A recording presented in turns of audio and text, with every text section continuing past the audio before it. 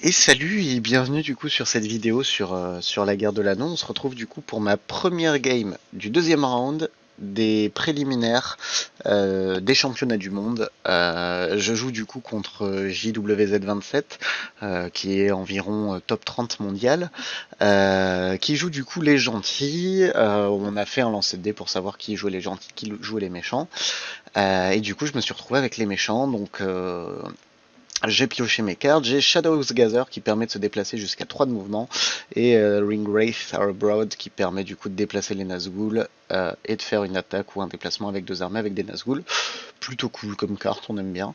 Globalement, ce qu'il faut lire sur cette carte, c'est transforme un dé en 2 dés, globalement, parce que tu utilises un dé pour jouer cette carte et ça te fait 2 actions à la fois, à savoir déplacer tous tes Nazgûl et soit attaquer, soit déplacer une armée. Donc c'est l'équivalent d'un dé épée plus d'un deuxième dé armée ou épée, ça revient au même. Donc voilà, c'est plutôt cool. Et elle, c'est l'équivalent du coup pour une carte de déplacer 3 fois une armée. Donc pour un dé, tu as l'équivalent de 3 déplacements, donc l'équivalent de au moins un dé et demi. Si jamais tu déplaces avec un dé armé, ou 3 dés si c'est des dés de comment ça s'appelle, des dés classiques là, les dés personnages. Donc voilà, donc du coup je fais un premier lancer, je me retrouve du coup avec 3 yeux. Lui il a 2 de mouvement, enfin 2 des personnages et 2 des hybrides. Il fait un premier déplacement sur lequel je ne le trouve pas. Moi je décide du coup de mettre Isengard en guerre. Il déplace du coup une armée sur Old Forest Road et une armée sur West Hamnet. L'idée c'est de pouvoir couvrir le gouffre de Helm et potentiellement Dale si besoin. Moi je décide du coup d'avancer cette armée, donc mon idée c'est d'en avancer une seule, de pas faire un stack de 10 pour qu'elle rejoigne celle-ci, et du coup de faire un beau truc. Lui décide de se déplacer une deuxième fois. Moi je ramène du coup Saruman en jeu. Il descend le nord, et moi je pioche le retour du Witch King qui permet du coup de déplacer le Witch King et Angmar. C'est surtout Swarm of Bats qui est un cancel de carte du joueur d'en face, donc c'est plutôt cool.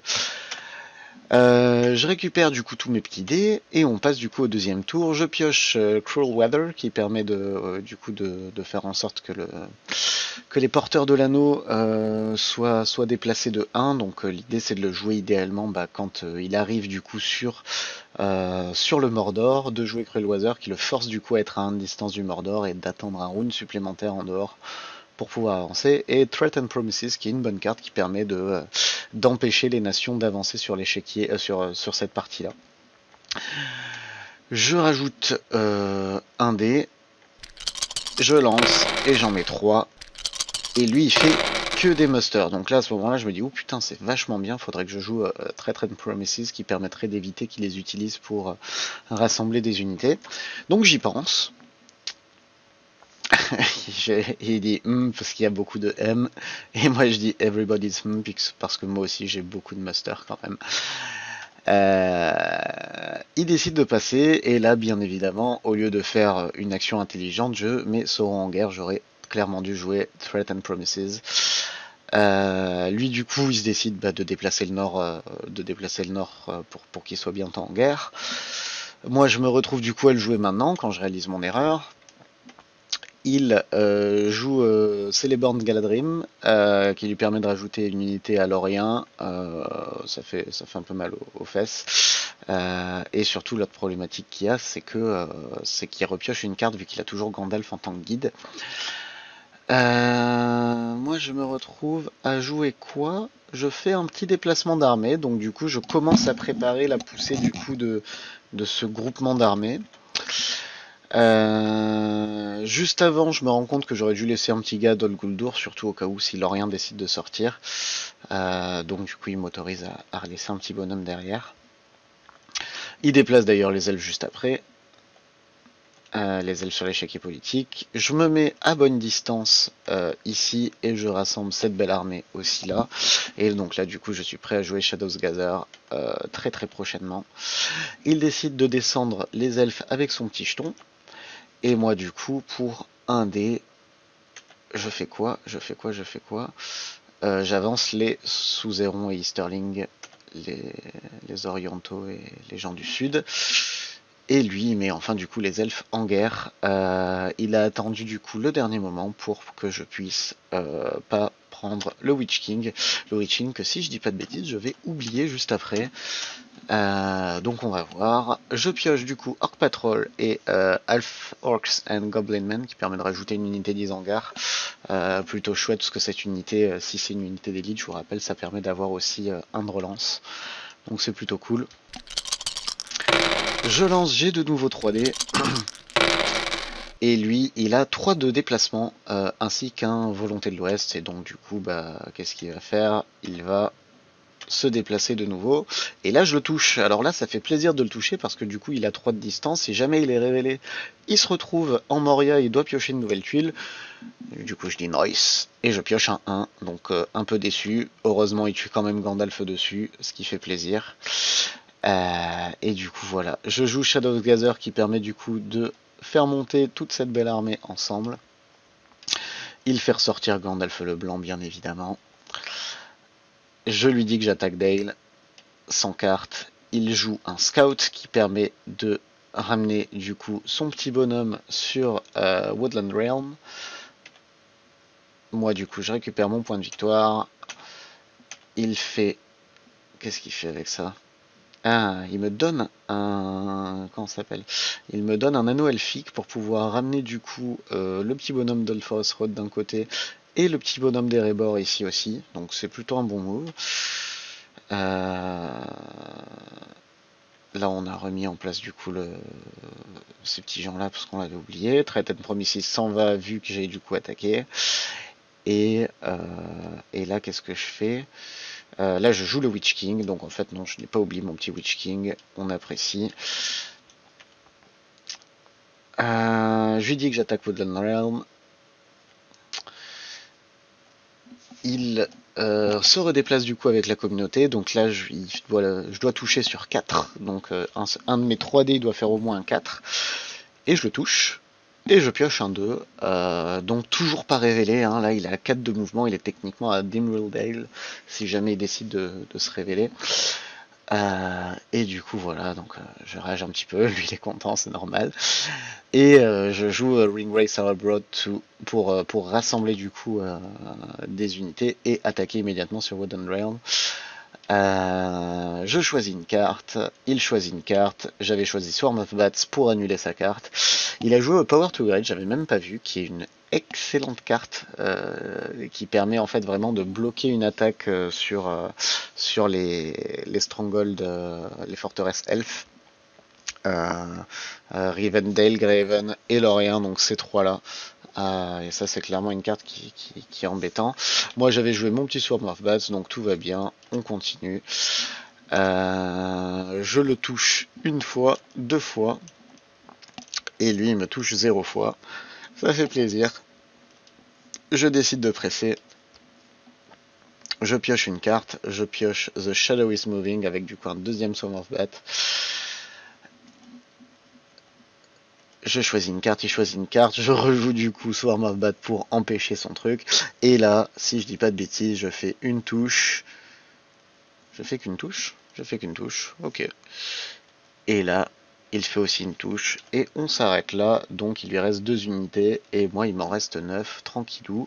On récupère nos dés et on passe du coup au round 3. Et je chope Shelob Slayer, qui est assez intéressant, on verra un petit peu plus tard. Ainsi qu'Hologai, qui est plutôt cool aussi.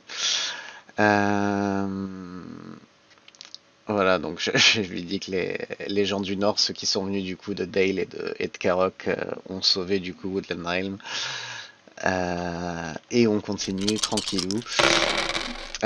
Cette fois, je lance que 2 dés. Il a 2 volontés de l'Ouest. Il s'empresse d'en utiliser un, même si je peux pas encore jouer Day Without Dawn. Il faut que j'ai les 3 nations en guerre. Et il se déplace. 4-3, ça ne touche pas pour changer. Donc là, je vous rappelle, il a 5 de mouvement. Il est techniquement ici, hein, à ce niveau-là, la Parse Salant. Je décide d'attaquer Woodenheim avec ça, sans carte. Lui, il joue Shield Wall. Je fais une touche. Non, je fais 0 touche, pardon. Et lui, il m'en fait une. Je pleure un petit peu. Et on passe à lui qui décide du coup encore de se déplacer. Là, faut que je touche à 5 et je le touche. Ça fait plaisir et je pioche encore un 2. Donc, toujours pas révélé. Il est à 6 de mouvement. 1, 2, 3, 4, 5, 6. Il a Istemnet tranquillou. Je rigole. Lui prend de la corruption tranquillou. Il pioche Boromir. Il décide de piocher Boromir, donc c'est Boromir qui tank les 2 de corruption. Et je joue chez Lobsler, tranquillou, pour ajouter du coup cette petite tuilette. Il se déplace. Je lui dis, ce serait bien d'essayer de te révéler, qu'est-ce que t'en penses? Donc là, je lance 2 dés, il faut que je touche sur 4, 5, 6. Et je ne le vois pas. Je rajoute du coup une unité d'Isengard ici. Alors pourquoi j'ai décidé de le ramener ici? C'est peut-être pas le meilleur move, mais c'est parce qu'en fait, du coup, ça me donne un de leadership. Ce leadership, je vais pouvoir du coup utiliser ce dé-là pour déplacer cette armée si je le décide. C'est peut-être pas le meilleur move à faire quand j'y repense, mais bon, pourquoi pas. Il passe, j'attaque Woodenrealm, je lance, et là je fais 2 touches sur la relance, ça fait plaisir. Il me touche pas, et je récupère du coup Woodenrealm, et je passe à 3 points de victoire. Il passe, je descends du coup les Suzerain et Easterling de 1. Et il décide encore de se déplacer. Donc là, il faut que je le touche sur 3, 4, 5, 6 sur 2D. Et devinez ce qui se passe. Je le touche. Finalement, je touche. J'ai des mauvaises langues. Et je le touche avec un œil. Donc ça fait juste un 1 révèle. Un révélation, ce qui est cool, parce qu'en fait la révélation, ce qui est vraiment bien avec la révélation, c'est qu'en fait ça le ralentit, il est obligé de dépenser un dé pour arrêter de se déplacer.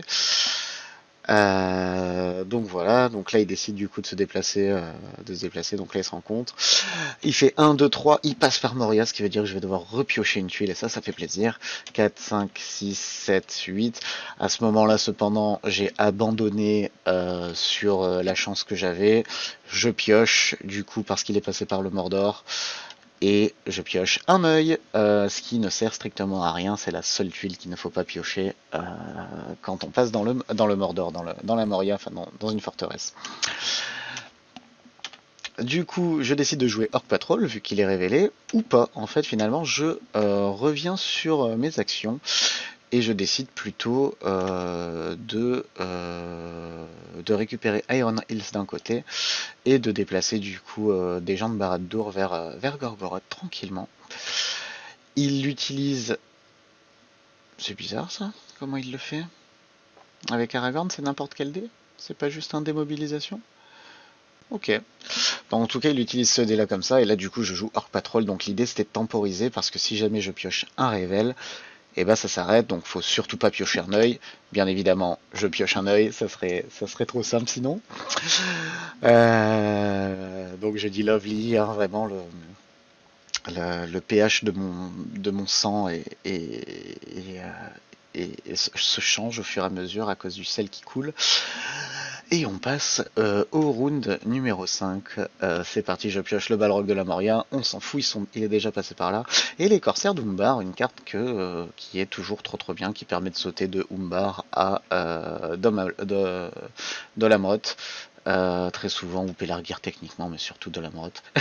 Il dit, le fellowship se passe bien, je lui dis ouais, bien sûr. Je lance, je fais 3D, et il se redéplace. À ce moment-là, bien sûr, je ne le vois pas. Là, je rassemble des unités à Gundabat, et c'est où du coup? Où est-ce que je les place? Donc, Fararad, Tournir Arad, ça je l'ai fait. Ah oui, non, c'est ça, c'est en bas, donc j'ai ramené de là à là et de là à là. Très bien, il décide de passer. Je ramène encore des unités ici et je sors ces unités-là. Là, bien y réfléchir, j'aurais dû encore essayer de me mettre au-dessus. Je ne le fais pas, il décide de se déplacer une deuxième fois. Donc je vous rappelle, j'ai toujours Cruelweather. Donc là, techniquement, il se déplace de 2, même s'il n'est pas révélé. Enfin, moi, ce que je veux surtout pas, en fait, c'est qu'il soit révélé. Ça me permettrait du coup de le repousser.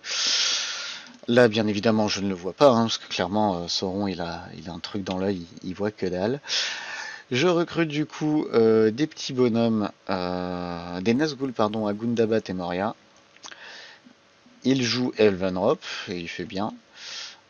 Et qu'est-ce que je fais? Moi, je continue de recruter du coup sur la Moria. L'idée, ça va être de pousser dans une direction quelque part au bout d'un moment.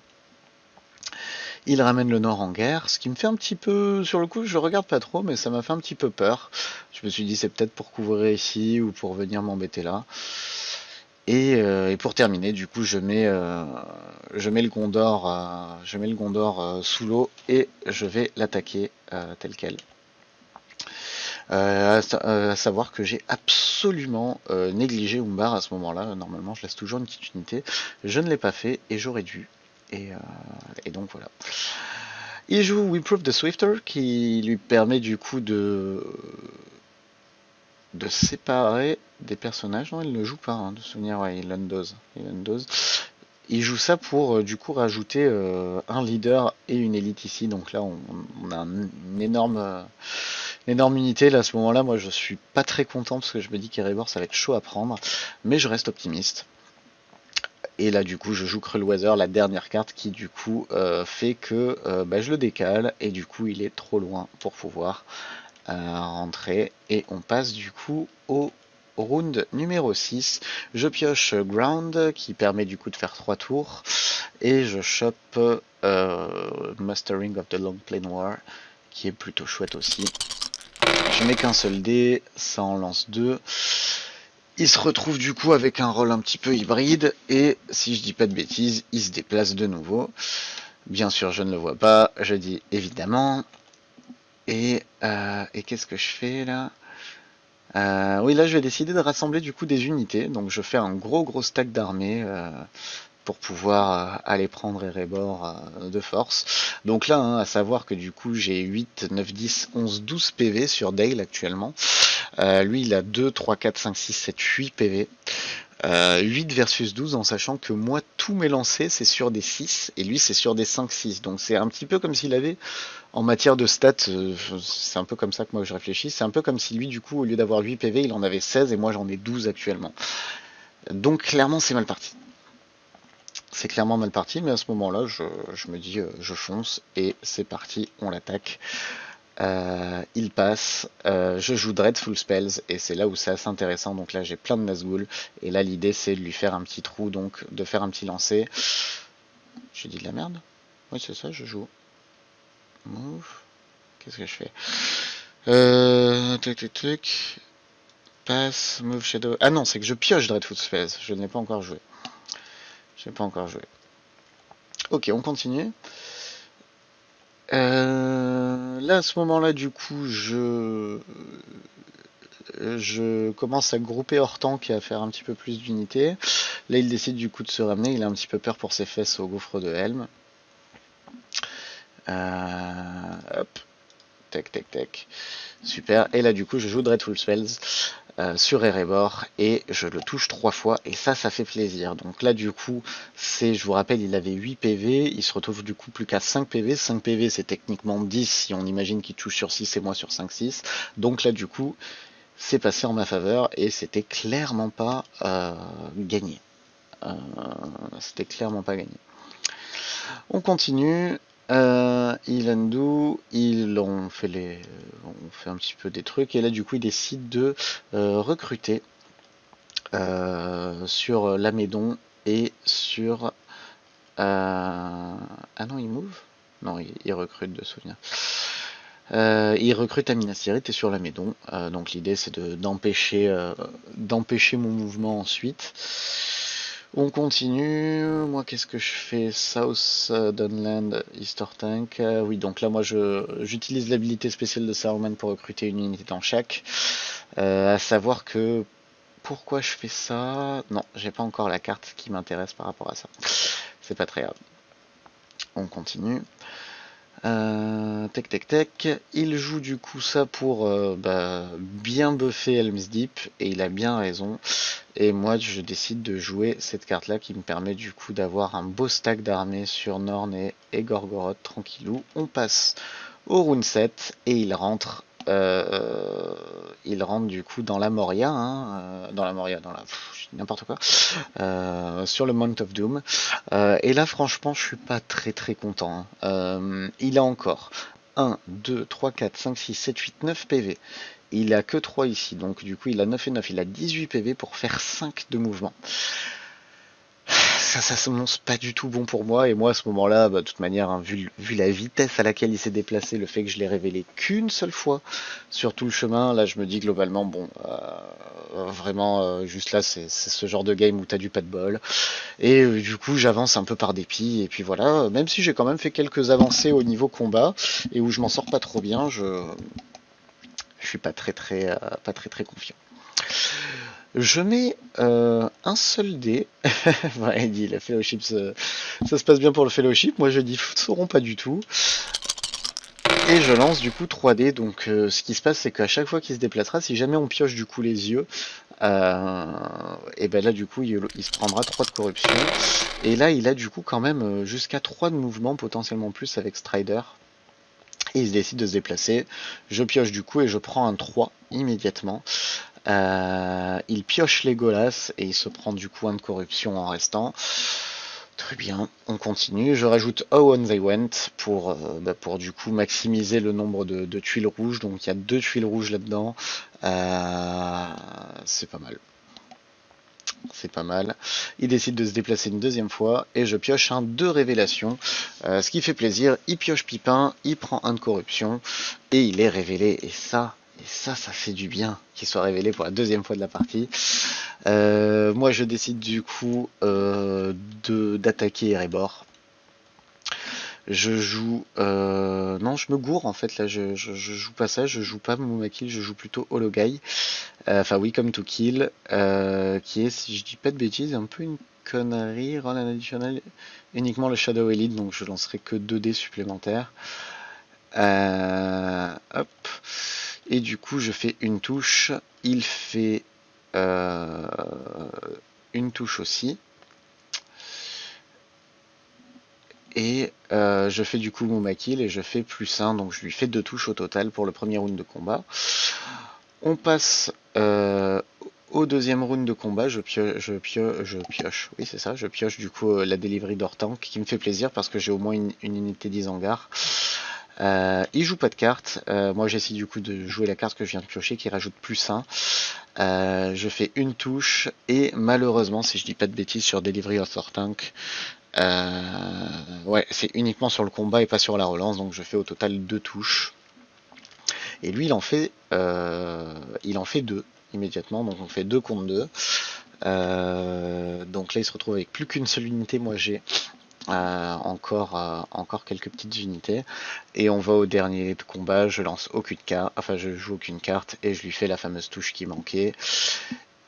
Et lui ne la fait pas, et du coup je passe à mes 5 points de victoire, et je récupère du coup toute la zone Dew qu'on appelle, donc c'est Dale, Erebor et Woodland Reign, D-E-W, Dew.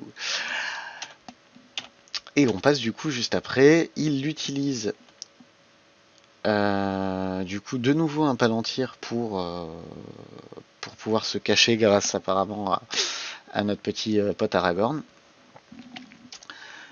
On se rend compte que les dwarfs n'étaient pas en guerre, bon c'est pas très grave. J'attaque de la morte, je joue une carte, donc là je me rends compte, et ça c'est un petit peu ma petite erreur, c'est que j'ai pas de relance, et du coup je touche, j'ajoute +1 sur tout, donc là je lui fais 2 touches, lui il m'en fait 0, et donc moi je lui dis 1 +1, mais en fait je me suis pas rendu compte, c'était 2 +1, et du coup je le one shot, donc gros coup de bol. Gros coup de bol que Mumakil fonctionne. Et je suis du coup à 7 points, et là à ce moment là je change un petit peu d'avis. Je me dis en fait j'ai peut-être une chance, j'ai Pelargir à prendre et plus qu'un seul Stronghold, donc là à ce moment là je commence à regarder, bon Helm's Deep c'est un peu chaud, et je vois du coup ces deux là qui commencent à être assez goûtus. Le souci qu'il y a, c'est qu'il a encore quand même pas mal de force elfique pour renforcer ces deux trucs, et je me dis que cette petite armée pourrait être chouette, notamment un petit peu plus tard je vais piocher une carte un petit peu sympa, et ça va être... Donc voilà. Et on continue du coup, il décide encore de se déplacer, donc là moi à ce moment là je me dis bon, ça commence à être pas bon, les tuiles rouges sortez s'il vous plaît, et je pioche un œil, et là ça change beaucoup de choses, parce que je viens de piocher un œil, Et l'œil, je vous ai dit, du coup, c'est le nombre d'yeux qu'il y a sur le truc, ainsi que tous les mouvements précédemment faits pendant le même round. Et donc là, il vient de se prendre un 5 révélations. Et ça fait mal, parce que 5 révélations, il a 3, 4, 5, 6, et il a plus beaucoup encore ici. Donc là, en fait, 2 de mouvement, ça va être chaud pour lui. Donc il prend 3 de dégâts de Strider, et il prend ensuite du coup 2 supplémentaires, et il se retrouve avec Gimli, ici. Et donc voilà, donc là je décide d'attaquer la Médon sans carte, ok, on se déplace, boum, je le tue, on avance, je laisse un petit bonhomme derrière au cas où. Il décide de faire quoi avec ça? Il passe finalement, j'attaque Pelargir, je récupère Pelargir aussi, tout va bien, je passe à 8 points, et là il utilise un dé du coup pour se cacher. Et moi, avec ça, j'utilise un de ces dés pour jouer Give It To Us. Ah non, pour piocher Give It To Us. Et là, ça me fait vraiment plaisir. Parce que là, du coup, je vais me retrouver avec potentiellement jusqu'à 3 tuiles rouges dans cette zone-là. Donc là, il a quand même 3, 4, 5, 6, 7. Donc sur 14, il y en aura 3. Ce qui commence à être un truc intéressant parce que c'est vraiment des tuiles qui sont très très puissantes. Give It To Us, c'est 1 révélation. C'est ça, c'est 1 révélation et finalement t'avances pas. Donc même s'il est très très proche de la fin, il va pas avancer si jamais il pioche cette huile là. Donc on continue, on passe du coup au round 8. Je pioche Isildur's Bane qui est très très bien, ça permet de piocher une tuile et bon si c'est un œil ou une fellowship, donc uniquement cette tuile à lui, on la défausse, on défausse la tuile, et sinon ça fonctionne du coup comme une hunt classique, sauf qu'il est obligé de prendre dans la corruption. Et c'est plutôt cool. Donc il dit FS Chip Good, il lance, il fait quand même un bon lancer. Moi j'ai du coup un lancer assez sympa, et là je me dis, ok, qu'est-ce qu'il va faire? Et là il joue un hybride. Et cet hybride, il décide du coup, il a plus peur que faire ça, donc là moi je suis très content, je jubile. La... Qu'est-ce qu'il fait? Qu'est-ce qu'il fait? Qu'est-ce qu'il fait?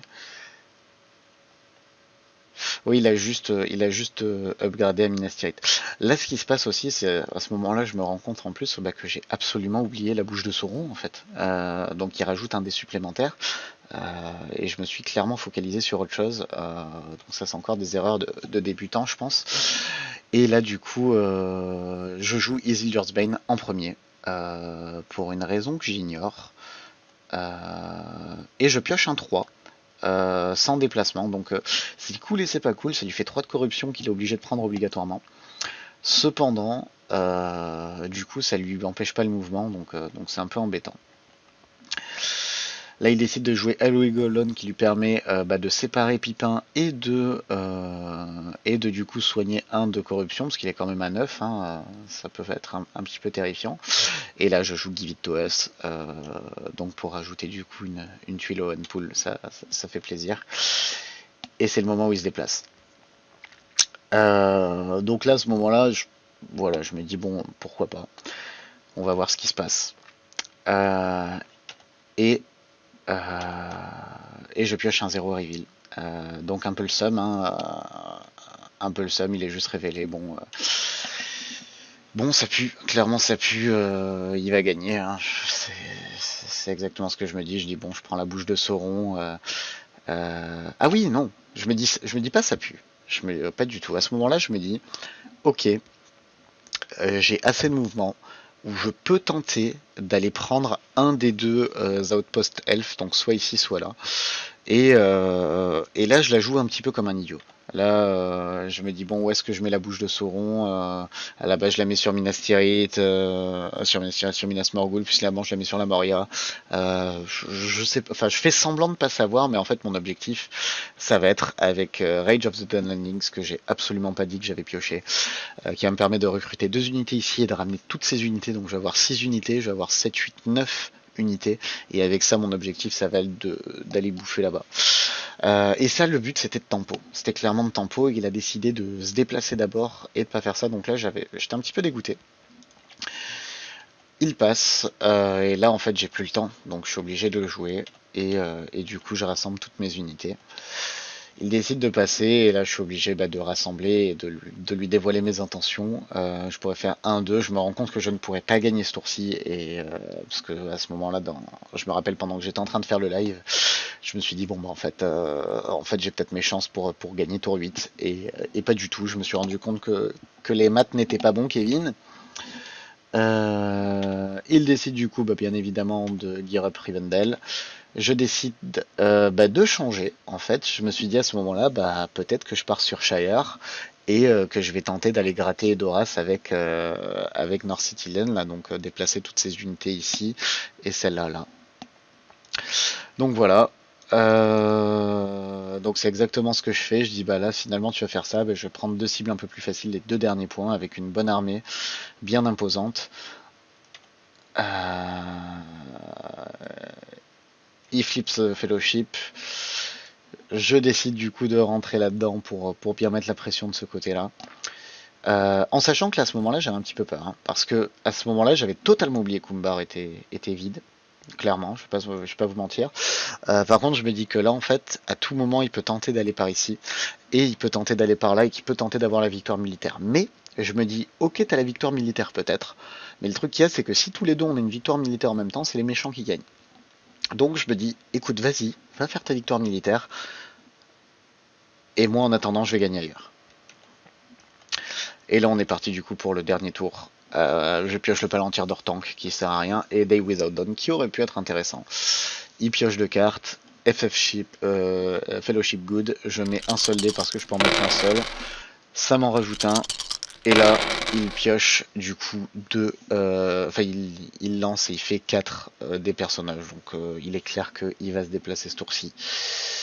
Et il se déplace. Et donc là, c'est le moment de vérité. Voilà. Alright, let's do it. Et là, je pioche Shelob's Lair. Alors là, ce qui se passe, c'est que j'étais en live et je jubile. Vraiment, je jubile. Parce que Shelob's Lair, donc c'est une tuile qui permet de lancer un dé. Si je fais un 1, je lui mets 1 de corruption et il avance pas. Si je lui mets un 6, il prend 6 de corruption et il avance pas, ce qui est totalement débile. Et là, à ce moment-là, je calcule et je me dis 1, 2, 3, 4, 5. Je me dis, en fait, c'est bon. Hein. Je veux dire, si je fais 5 ou 6, je gagne. Là où j'avais totalement zappé, c'est qu'en fait, techniquement, il y a Gollum. On en a parlé un petit peu en fin de partie. Il y a Gollum en fait qui permet du coup de se faire révéler pour prendre moins 1 de corruption. Donc en vérité, il fallait que je fasse uniquement 6. Mais surtout, quoi qu'il arrive, et ça c'était cool, c'est que ça le retardait d'un tour, donc il allait devoir venir ici. Et donc là, je suis plutôt content. Donc là, il dit damn, moi je suis chaud, et là, je lance un 6. Et là, à ce moment-là, donc j'étais en live, et vraiment, je suis en mode, oh putain! Et vraiment, je saute sur sur ma chaise. Et c'est le GG. C'est le GG, il passe à 12 de corruption, du coup, je crois qu'on l'a pas fait. Il passe à 12 de corruption et du coup il se retrouve ici. Donc du coup c'est la game qui se passe et je gagne du coup sur c'est très simple hein. À ce moment-là dans la poule il a 1, 2, 3 donc il y a 7, 8, 9, 10, 11 il y a 12 tuiles. Je chope la tuile sur 12 enfin l'une des deux tuiles sur 12 qui l'empêche d'avancer plus je lance un dé et je tombe sur la valeur qui me permet de gagner. Donc clairement une victoire, j'allais dire volée, c'est plutôt le cas, même si d'une certaine manière c'était absolument indécent qu'il a été révélé qu'une seule fois jusqu'à arriver ici. Donc voilà, donc j'étais vraiment très content de faire cette partie. J'étais super excité à la fin. J'avais l'adrénaline qui coulait sur le fait de se dire putain, en fait là c'était le moment quoi. C'était le moment c'était le moment que cette tuile tombe, c'est le moment que ce lancer tombe et c'est ce qui s'est passé. Et donc voilà.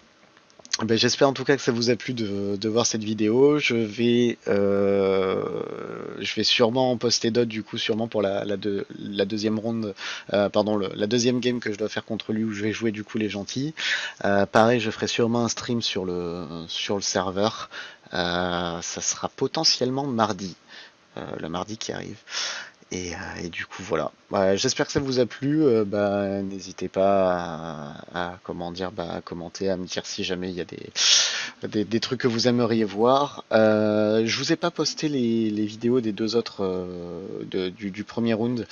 C'était contre Deman Ray et même s'il est super sympa, les parties étaient très longues et très pénibles pour moi et vraiment j'avais pas le cœur à vous les partager parce que ça me rappelle plus de souffrance que de ça, dans lequel j'ai gagné 2-1, donc on a fait 3 parties, dans lequel j'avais gagné 2-1. Et du coup, là, si je dis pas de bêtises, ça me qualifie, quoi qu'il arrive, du coup, pour la deuxième phase du championnat du monde actuellement. Donc je suis plutôt content, je pars de nulle part sur la guerre de l'anneau et j'arrive quand même à faire des petits hold-up, donc c'est plutôt cool. J'espère que ça vous a plu et puis je le redis pour une troisième fois, à bientôt et puis ciao ciao.